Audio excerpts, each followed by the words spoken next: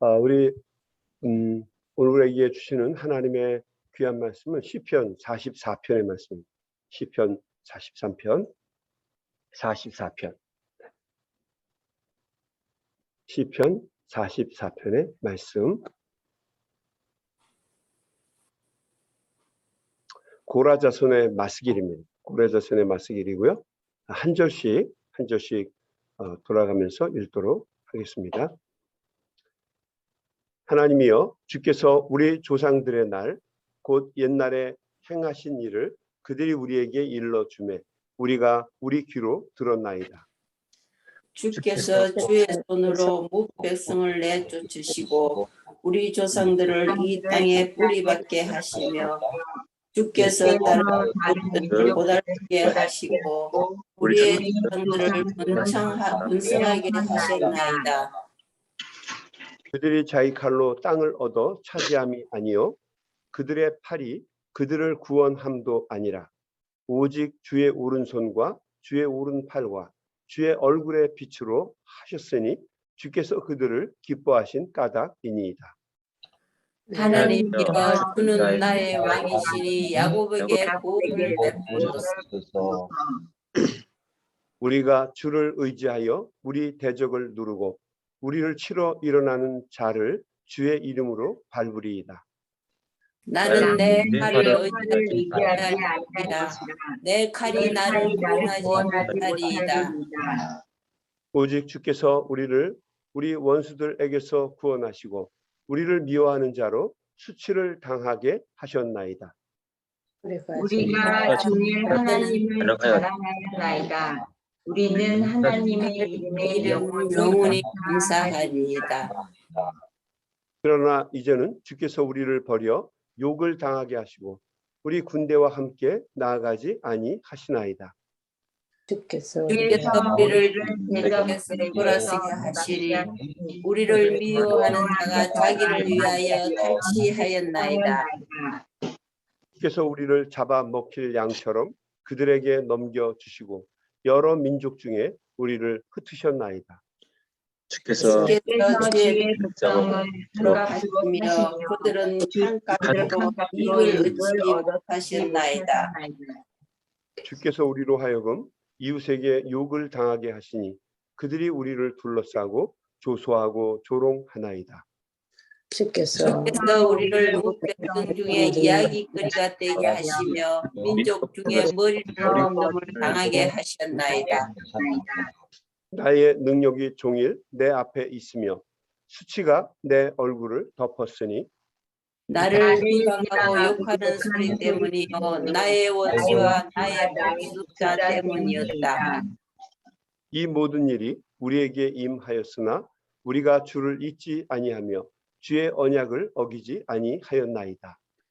우리의 마음은 위축되지 아니하고 우리 걸음도 주의 길을 떠나지 아니하였으나 주께서 우리를 승냥이의 처소에 밀어 넣으시고 우리를 사망의 그늘로 덮으셨나이다. 우리가 우리 하나님을 믿거나 우리 손을 이방 신에게 향하여 폈다면 하나님이 이를 알아내지 아니하였으리이까 무릇 주는 마음의 비밀을 아시나이다. 우리가 주를 위하여 죽임을 당하게 되며 도살할 양같이 여김을 받았나이다. 깨소서 어찌하여 주무시나이까 일어나시고 우리를 영원히 버리지 마소서. 어찌하여 주의 얼굴을 보고 우리의 고난을 믿으시니까. 우리 영혼은 진토 속에 파묻히고 우리 몸은 땅에 붙었나이다. 일어나 우리를 보소서. 주여 인자하심으로 말미암아 우리를 구원하소서. 아멘. 오늘 우리가 읽은 시편 44편은 고라 자손의 교훈의 시편, 고라 자손의 마스길입니다. 이 시편 44편은 일반적으로 이스라엘 왕 히스기야 때에 아수르의 왕 사네립이 군사를 이끌고 침입을 했을 때 기록된 시편이라고 알고 있습니다. 이스라엘의 왕 히스기야가 이스라엘을 다스릴 때 아수르의 왕이었던 산헤립이 군대를 이끌고 와서 이스라엘을 어렵게 만든 때가 있었죠. 그때 기록된 시편으로 우리에게 알려져 있습니다. 국가적인 재난의 위기 속에서 고라 자손들이 하나님께 올린 간절한 간구의 기도 시편입니다. 온 유다 지역이 초토화되었습니다. 원래 전쟁이라고 하는 게 본질이 그렇지 않습니까? 온 유다 지역이 초토화되고 또 예루살렘이 함락이 될 수 있는 위기에 몰려 있게 되었습니다. 그때의 고라 자손들은 과거에 하나님께서 어떻게 이스라엘 백성들을 돌보아 주시고 다시 이끌어 주셨는지를 회상하면서 주님의 도우심과 은혜를 간구하고 있는 것입니다. 이것이 시편 44편의 내용입니다. 자, 우리 1절 말씀 한번 볼까요? 하나님이여, 주께서 우리 조상들의 날 곧 옛날에 행하신 일을 그들이 우리에게 일러주매 우리가 우리 귀로 들었나이다. 여기서 우리 조상의 날이라고 하는 건 이스라엘 백성들이 출애굽을 해서 가나안 땅에 정착하기까지의 시간을 의미합니다. 우리의 조상, 그러니까 이스라엘 사람들이 모세의 지도를 따라서 출애굽을 하지 않습니까? 나갈 출자, 그다음에 애굽, 이집트 아니에요. 애굽에서 나가는 출애굽의 놀라운 일을 이루게 되는데, 출애굽해서 가나안 땅에 들어가서 떠도는 것이 아니라 이제 정착하는 요 단계까지의 시간을 우리 조상의 날이라고 표현했습니다. 출애굽을 해서 노약자와 어린아이들까지 약 200만 명 정도 되는 사람들이 나왔습니다. 여러분, 지금도 200만 명이면 그 숫자가 엄청난 거죠. 그죠? 잘 피부에 안 와닿으세요? 네. 교인이 200만 명이면 얼마나 좋을까요? 못하는 게 없겠죠. 네, 참 할 게 많을 겁니다. 200만 명이나 되는 사람들을 이끌고 나온 거예요. 물론 여기에는 노약자, 아이들 전부가 다 들어갑니다. 근데 문제는 광야예요, 광야. 무더운 광야 사막입니다. 여기서 마실 물도 없고 먹을 양식도 없습니다. 그러니까 이 사람들이 얼마나 죽을 고생을 했겠습니까? 그것도 뭐 일주일 한 것도 아니고 한 달 한 것도 아니고 40년 동안을 그렇게 힘들고 어렵게 고난의 시간을 보내게 된 것입니다. 이스라엘 백성들은 그 생생한 고난의 시간들을 후손들에게 입에서 입으로, 구전으로, 오럴로 전해 주었습니다. 보조 할아버지가 증조 할아버지에게, 증조 할아버지가 그냥 할아버지에게, 할아버지가 아들에게, 아버지가 할아버지가 아버지에게, 아버지가 아들에게, 그리고 아들은 다시 손주에게. 그래서 끊임없이 이야기가 아래로 구전되어서 전해졌습니다. 아직 활자술이 발달되지 않은 때라서 역사를 다른 방법으로 전할 수 있는 방법이 별로 없었어요. 가장 확실한 게 입에서 입으로 암기해서 구전시키는 것이 가장 확실한 방법이었어요. 우리 옛날에 그 주인이 머슴에게 심부름을 시킬 때 좀 똑똑해 보이는 사람들, 여러분 같이 보이는 분들 있죠. 여러분들을 딱 먼저 골라요. 그래서 이렇게 얘기합니다. 주인이, 야, 너 건넌 마을에 가면 박첨지가 있는데 박첨지에게 이렇게 이야기를 해라. 어이, 박첨지 잘 있었나? 내가 요즘에 집에 무슨 일이 있어서 그러는데 몇 년 몇 월 며칠에 우리 집에 와서 좀 회의를 해주게. 내가 이런 것 때문에 고민함인데, 그런 얘기를 다 해요. 이걸 뭐라고 얘기하면 인편 편지라고 합니다. 인편. 편지를 인편으로 보내는 거예요. 그러면 그 머슴은 똑똑하잖아요. 똑똑한 머슴은 그 주인의 인편 편지를 다 암기해야 합니다. 그리고 그걸 가지고 가서 박첨지에게 가서 이렇게 얘기해야 합니다. 첨지 어르신, 저희 주인님께서 저에게 편지를 보내주셨습니다. 편지를 신어 보내주셨습니다. 전하실 말씀이 있어서 제가 여기에 왔습니다. 그러면서 뭐라고 얘기하면 이렇게 얘기합니다. 여보게 박첨지. 그러면서 얘기하는 거예요. 그러니까 있는 그대로 토시 하나 빼놓지 않고 그대로 주인의 목소리로 전해주는 것, 그걸 우리가 그 구전이라고 하죠. 구전 편지, 인편이라고 합니다. 그 당시에 가장 대표적인 자신들의 역사를 후손에게 가르쳐주는 가장 확실한 방법은 구전이었습니다. 구전. 요즘처럼 매스미디어가 발달해서 여러 가지 어떤 발달된 장비들을 가지고 예를 들면 뭐 녹음기, 녹화기, 어떤 엄청난 최첨단 장비들이 요즘에는 사용이 될 수 있지만, 그러나 옛날에는 사랑하고 존경하는 아버지, 뭐 할아버지의 입술을 통해서 구전으로 듣는 이야기, 이게 굉장히 영향력 있고 아주 강한 무기였죠. 이걸 우리가 스토리텔링이라고 합니다. 스토리텔링. 할아버지와 아버지가 전해주는, 구전으로 전해주는 스토리텔링. 이게 굉장히 강력한 영향을 주는 그런 역사의 전승 방법이었어요. 그냥 머릿속에, 피부와 혈관 속에, 그리고 뼛속 깊이 그들의 문화를 심어주는 가장 훌륭한 방법이 바로 구전으로 가르치는 거였죠. 유대인들은 지금도 똑같은 방법을 계속해서 고수하고 있습니다. 왜냐하면 내가 사랑하는 내 자식에게 직접 가르쳐 주는 것보다 더 확실한 방법은 없다고 믿었기 때문이죠. 이것은 오늘날 이스라엘 사람들에게도 똑같은 방법으로 전해집니다. 우리는 좋은 기술이나 선생님들, 아주 굉장히 영어도 잘하고 똑똑한 선생님들, 또 교보제들, 교육 보조 자료들, 또 교육 장비들, 이런 것들이 많으면 그렇게 그런 좋은 자료를 가진 교회나 교육 기관들을 우리는 선호하고 또 우리 자녀를 그런 곳에 보내고 싶어 합니다.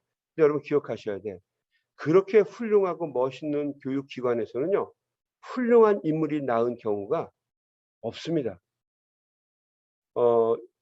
미국의 그 뉴욕이나, 한번 잘 보세요. 뉴욕이나 그 LA 같은 데서 대통령이 나는 경우가 여러분 거의 없습니다. 다 대통령들은요, 후진돼서 쳐다도 안 보는 곳에서 나요. 대통령도 마찬가지죠. 한국의 대통령도 마찬가지죠. 수많은 대통령이 나왔는데 그 대통령들 중에서 서울 출신이 있나요? 서울 출신? 별로 없어요. 그런데도 사람들은 서울 출신으로 몰려요. 강남 8학군 그러는데, 저는 강남 8학군에 대통령 났다는 소리 여태까지 한 번도 들어본 적이 없어요. 그런데도 불구하고 사람들은 그렇게 그 사람들 그 자리에 가야만 나온다고 생각을 하는 거죠. 여러분 그렇지 않습니다. 자녀들은 힘들어도 내가 직접 가르쳐야 합니다. 내가 가르쳐야 돼요. 왜 그 소중한 그 자식을 남에게, 검증되지도 않은 남에게 떠맡기냐고요. 저 사람이 전도사라는 이유 때문에, 저 사람이 무슨 교육을 전공하고 있는 사람이기 때문에. 아니, 세상 교육 가르치는 거하고 성경 교육 가르치는 게 같은가요? 말도 안 되죠. 마음으로 가르치는 거고 정말 사명으로 가르치는 거고 최선을 다해서 가르치는 게 성경이잖아요. 그러니까 여러분, 믿음을 가르치고 성경을 가르치고 미래를 가르치고 우리 역사의 뿌리를 가르치는 건 부모님이 하셔야 돼요. 사랑이 있는 공동체가 해야 합니다. 그렇지 않으면 그 아이는 훗날 큰 아이가 될 수가 없어요. 잘 사는 가정에서 잘 살아난 아이가 되는 경우보다 어렵고 힘든 데서 배우고 익힌 애들이 어머니를 더 이해하고 민족혼도 강하고 그렇더라고요. 공동체, 커뮤니티 정신도 강하고. 그래서 많은 것을 제가 깨닫습니다. 근데 문제는 저희 아들이 다 크고 나서 제가 그걸 깨달은 거예요. 참 어리석은 일이죠. 그러니까 어렸을 때부터 우리 부모님이 자녀를 가르치는 거 결코 포기할 수 없는 가장 중요한 유산이라는 겁니다. 자식은 반드시 부모와 사랑하는 공동체가 합작으로 협력해서 가르쳐야 합니다. 제가 이번 주에는요, 우리 그 소명교회 그 교육 시스템을 좀 한번 정리를 하려고 그래요. 그래서 그 어린아이, 영아반에서 어린아이, 아직은 청년들이 없으니까 그까지는 우리가 최선을 다해서 가르치고, 그다음에 그 장애우들, 샬롬 장애우들, 샬롬이래요. 어디죠? 우리 저 주빌리 장애우들, 그분들도 어디 보니까 많이 왔는데 그분들을 다 하나로 엮을 수 있는 좋은 프로그램을 이번 주에 한번 같이 해보려고 그래요. 여러분들 중에서도 만약에 같이 사역할 수 있는 선생님이나 아니면 주빌리 사역으로 같이 도와줄 수 있는 분들이 있으면 좀 알려주시고, 또 관심을 가지시고 사람들에게 권해 주시기를 부탁을 드립니다. 자, 2절로 돌아와서 이스라엘의 백성들은 자신들의 고난의 역사를 자녀들에게 부모가 직접 가르쳤습니다. 2절 볼까요? 주께서 주의 손으로 뭇 백성을 내쫓으시며 다른 이방 민족을 내쫓으셨다는 거예요. 우리 조상들을 이 땅에 뿌리박게 하시며 주께서 다른 민족들은 고달프게 하시고 우리 조상들은 번성하게 하셨나이다. 그러니까 이렇게 읽으면 마치 그 현대인들은 하나님이 한 민족만 사랑해서 편애를 베풀고 나머지는 그냥 다 쓸어버렸다 이렇게 이야기를 할 수 있는데요. 이건 그 자기네들이 은혜를 입은 민족이 하나님 앞에 고백하는 고백의 내용입니다. 우리를 이렇게 사랑해 주셔서 고맙습니다. 이 소리죠. 누구는 쫓아내고 누구는 어렵게 하고 우리만 잘하게 했다라고 하는 시시비비를 따지려고 하는 내용이 아닙니다. 하나님이 떠돌이 민족이었던 핫비루, 히브리 사람들이잖아요. 이 핫비루들을 어떻게 가나안 땅에 정착시키셨는지를 증언하고 있는 내용입니다. 자신들이 가지고 있는 어떤 자격이나 능력이 충족되어서 땅을 차지하고 나라를 세우게 된 것이 아니라 뒤돌아보니까 전적인 하나님의 사랑과 인도하심이었다라고 말하고 있는 거예요. 다른 말로 얘기하면 뭡니까? 하나님의 편애 때문에 그렇게 된 것이다 라고 고백을 하고 있는 것입니다. 여러분 그렇습니다. 이스라엘 사람들, 출애굽한 이스라엘 사람들이 가나안 땅에 정착한 것은 딱 한마디로 얘기하면 하나님의 편애입니다. 편애. 뭐 요즘에 EBT라는 말을 많이 하는데요. 참 듣기 싫은 말이에요, 저는. 그런데 곰곰이 생각해 보니까 EBT가 아닌 게 없더라고요. 내가 교회를 섬기고 또 여러분을 만나고 하나님의 사랑과 은혜를 느끼고 이 모든 게 다 EBT예요. 내가 감당할 수 없는 Excessive Benefit Transaction이에요. 목사가 그거를 모르는 사람이 어떻게 목회를 할 수가 있겠어요. 아무튼 하나님의 극도적인 사랑이고 편애입니다. 이 때문에 이 하나님의 편애 때문에 이스라엘이라고 하는 나라가 만들어지게 되었다라고 고백하고 있는 것입니다. 3절을 볼까요? 그들이 자기 칼로 땅을 얻어 차지함이 아니요. 칼로 그 땅을 만들었다는 거 아니에요. 가나안 땅을 칼로 차지한 거 아니라는 거죠. 그들의 팔이 그들을 구원함도 아니요. 그렇죠? 오직 주의 오른손과 주의 팔과 주의 얼굴의 빛으로 하셨으니 주께서 그들을 기뻐하신 까닭이니이다. 우리 주님께서 하나님께서 전적으로 다 하셨다는 거예요. 주의 오른손으로 손으로 팔로 주의 얼굴빛으로 그러니까 주님의 전인적인 모습으로 그들을 기뻐하시고 감동하셔서 그들에게 그렇게 살 수 있는 기회를 주셨다라고 이야기하고 있는 것입니다. 자, 5절 말씀입니다. 우리가 주를 의지하여 우리 대적을 누르고 우리를 치러 일어나는 자를 주의 이름으로 밟으리이다. 주체가 주님이세요. 여호와 사바요트 그 강군의 하나님이 이스라엘을 지키셨습니다. 이스라엘 사람들이 한 건 뭐예요? 주를 의지하는 것.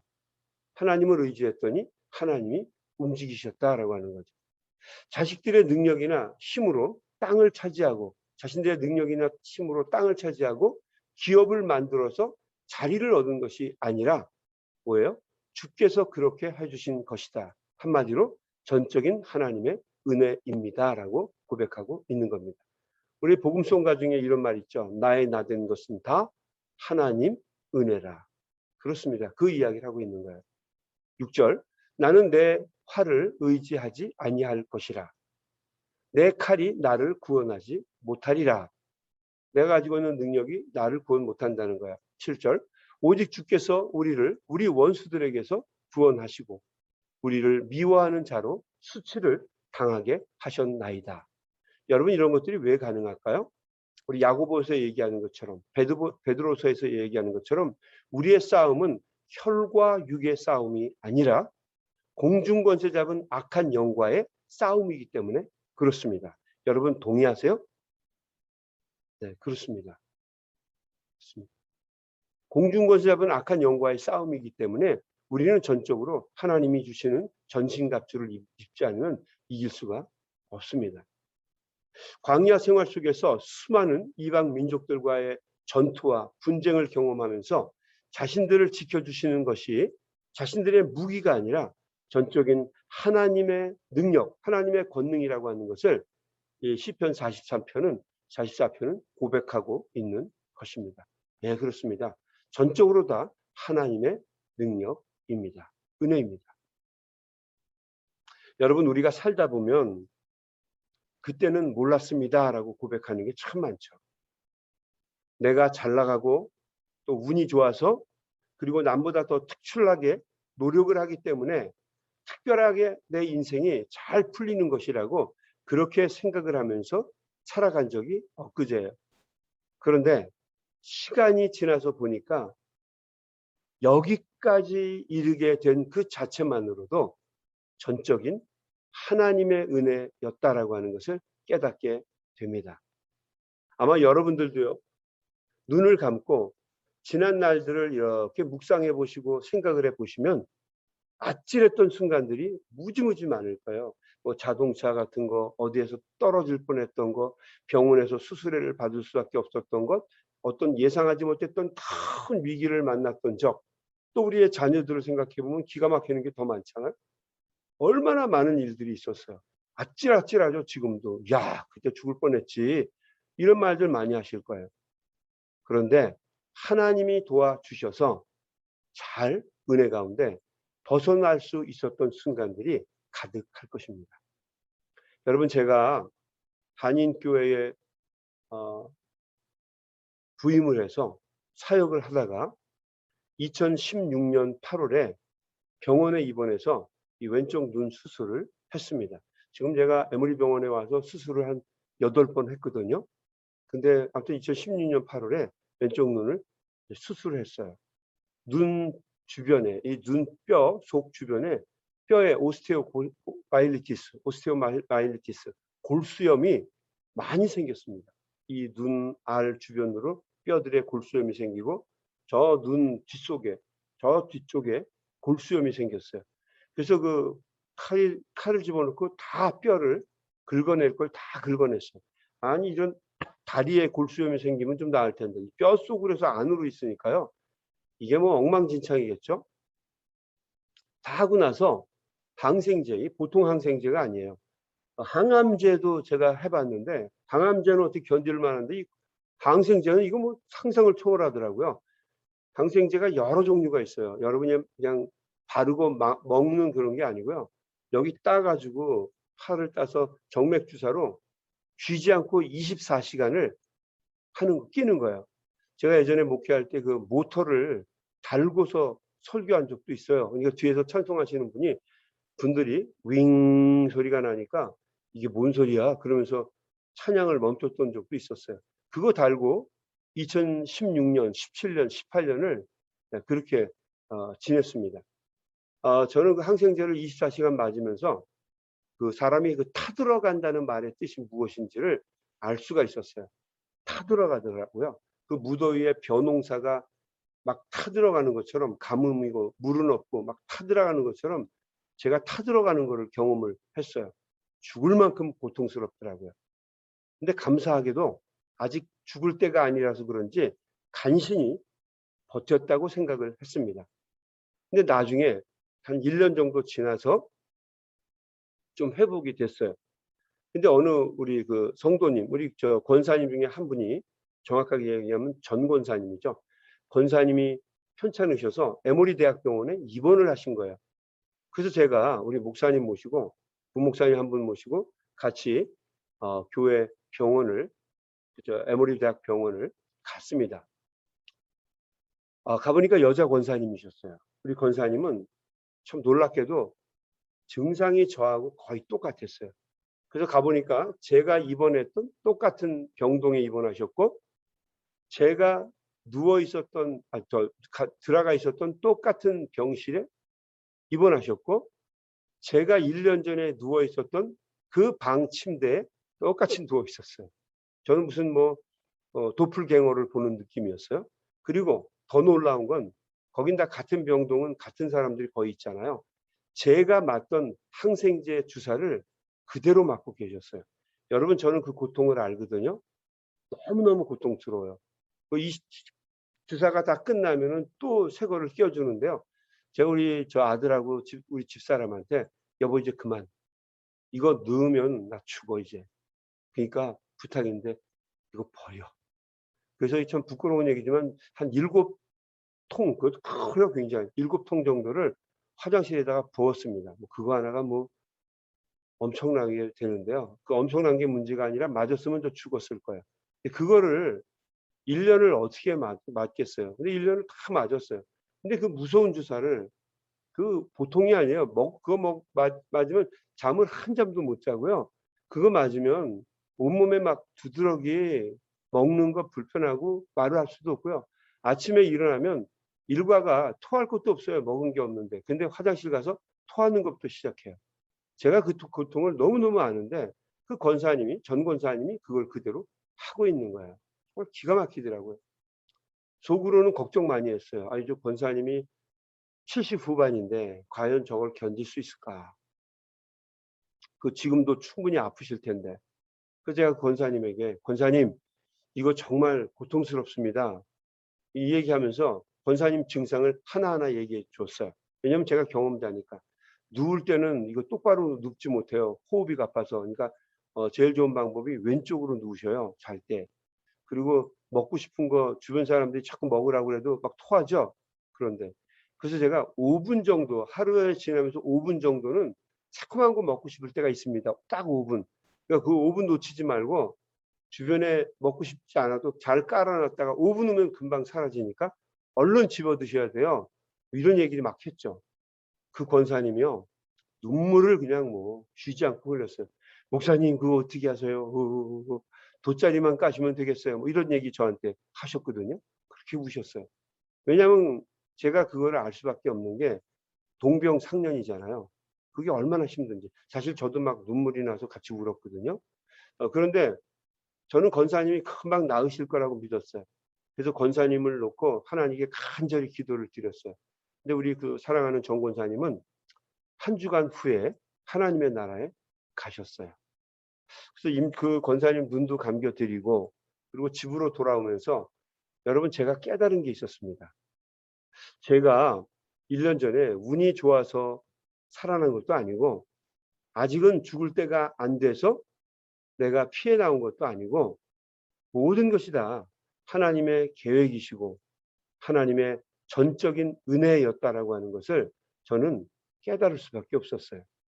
하나님이 주시는 은혜, 또 하나님이 나에게 베풀어 주신 섭리, 프라비던스 이런 것들이 내가 살아날 수 있는 힘이고 능력이었다라고 하는 것을 다시금 깨달아 알게 되었습니다.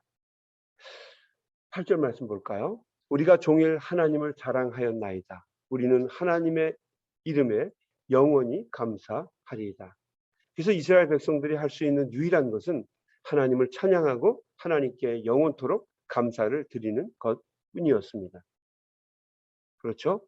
이어서 시편 9절부터 16절까지는 자신들이 당하고 있는 막막한 현실을 하나님께 토로하고 있는 겁니다.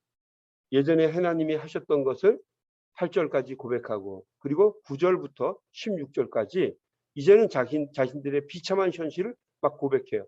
근데 이 고백하는 내용에는 보면 하나님을 원망하는 게 들어있어요. 주께서 이제는 우리를 돌아보지 않는군요. 그래서 우리가 이 모양입니다. 주께서 우리를 버리셨군요. 주께서 우리를 사망의 그늘로 덮으셨군요. 주님께서 우리를 파셨군요. 왜 팔아? 주님께서 우리를 꼬집으시는군요. 뭐 이런 내용이 가득돼 있어요. 별의별 진술을 다 합니다.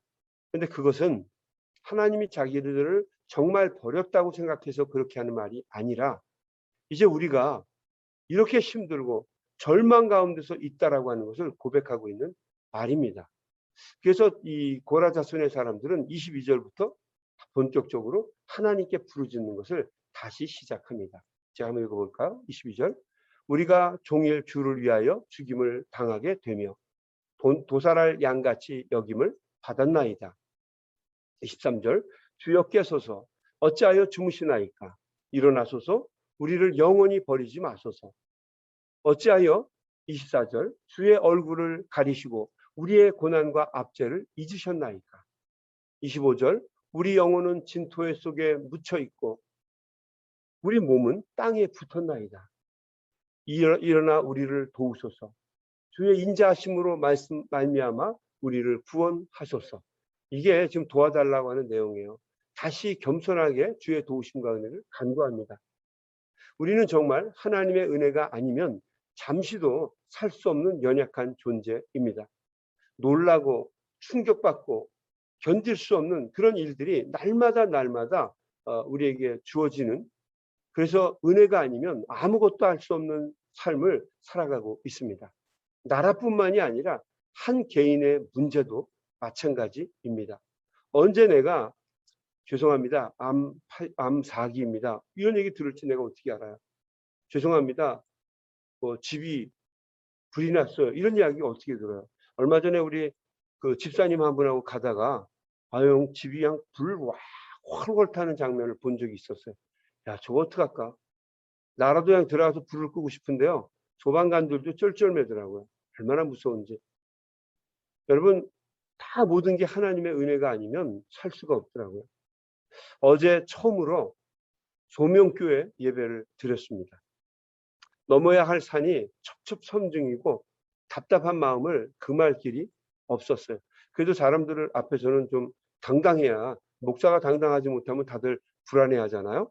그러니까 당당하게 다 하나님의 은혜입니다라고 얘기를 하지만 속으로는 야, 정말 하나님 큰일 났습니다 이러면서 하는 게 제 마음이었거든요. 근데 이렇게 한번 생각해 보세요.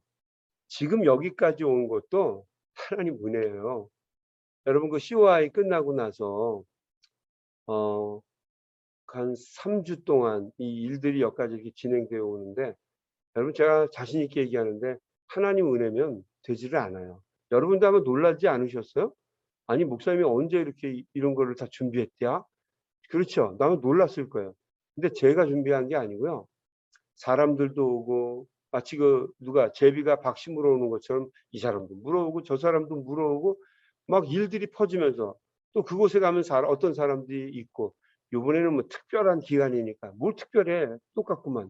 근데도 불구하고 그 사람을 뭘 베풀어주고, 전에는 이랬는데 이번에는 이러면 더 좋을 것 같다. 조언도 누가 해주고 뭐 이러면서 정말 엄청난 일들이, 막 간증으로 해도 책 한 권 내야 할 만한 놀라운 일들이 이 짧은 순간에 다 일어났어요.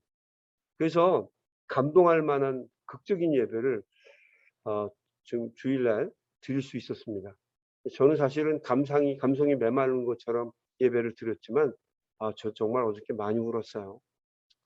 눈물만 밖으로 안 나왔지 막 마음속에 눈물도 많이 나고 다짐도 하고 내가 정말 목숨 걸고 하겠다라고 하는 마음을 마음속에 다짐할 수 있었습니다. 여러분, 오늘 아침에 기도하실 때 우리 소명교회 위해서 기도해 주십시오. 하나님이 우리를 부르신 이유가 있지 않겠습니까? 그 이유에 충실한 교회가 되게 해달라고 소명교회 위해서 기도해 주시고, 또 소명교회에서 소명 감당할 수 있도록 여러분의 사명을 위해서 기도해 주시고, 또 우리 아프고 힘들고 고난받고 어려움 당하는 사람들이 참 많은데 여러분, 그분들 위해서 기도해 주십시오. 어저께도 보니까 가장 앞에서 저에게 와서 기도해 주시고 변치 않고 도와주시고 목사님 도와줄게요 이렇게 이야기하는 사람들, 어쩌면 다 대부분 교회에 오신 분들의 공통된 특징이 있는데, 특징이 뭐냐면 함께 저하고 아픈 사람들이에요. 제가 가서 기도하고 같이 손잡고 부르짖고 그래서 다시 은혜를 찾은 사람들, 이런 사람들이 같이 신앙생활을 하더라고요. 그래서 제가 어제도요, 목회는 어떻게 해야 되는 건지를 다시 알게 되었습니다. 돈으로 하는 거 아니고요. 높은 사람이 뭐 힘주고 빽준다고 되는 거 아닙니다. 하나님의 전적인 도우심과 은혜가 있어야만 합니다. 여러분, 오늘도 그 은혜 붙잡고 하나님 붙잡을 때 놀라운 역사가 임하게 되시기를 주님의 이름으로 축원합니다. 제가 먼저 기도하고 우리 한번 같이 기도하겠습니다. 하나님 아버지, 감사합니다. 오늘도 우리 사랑하는 종들이 주님의 전에 나왔습니다. 간절한 마음으로 기도할 때에 하나님, 우리 사랑하는 종들의 기도와 간구를 들어주시고, 은혜 아니면 우리가 살 수 없음을 다시 한번 이 시편 44편을 통해서 배우게 해주시니 감사합니다. 그렇습니다, 주님. 오늘 이 시대를 살아갈 때도 하나님의 은혜가 아니면 저희들은 절대로 살아갈 수가 없습니다. 하나님, 우리에게 힘을 주시고 능력을 주시고 주님의 은혜만 구할 수 있게 해주시고 주님이 주시는 힘과 능력으로 우리 앞에 있는 모든 고난과 역경을 충분히 이겨낼 수 있도록 하나님, 우리 귀한 소명교회 성도들을 붙잡아 주시고 인도하여 주시옵소서. 오늘도 이 아침에 흉중에 품은 생각 가지고 간절한 마음으로 기도할 때에 하나님의 크신 은혜가 귀한 종들에게 상달되게 하여 주시옵소서. 예수님의 이름으로 간절히 기도드리옵나이다. 아멘. 여러분 어저께 그 예배에 같이 들을 수 있게 돼서 너무너무 감사하고요. 너무너무 하나님께 영광을 돌립니다. 여러분도 어제 예배 들을 때 좋으셨죠? 네. 네. 그래요. 여러분 저 변치 않는 마음으로 열심히 하면 좋을 것 같아요. 저도 한인교회에서 했던 것보다 한 10배 정도 더 열심히 하겠습니다. 네, 목사님. 어제 네. 좋았어요.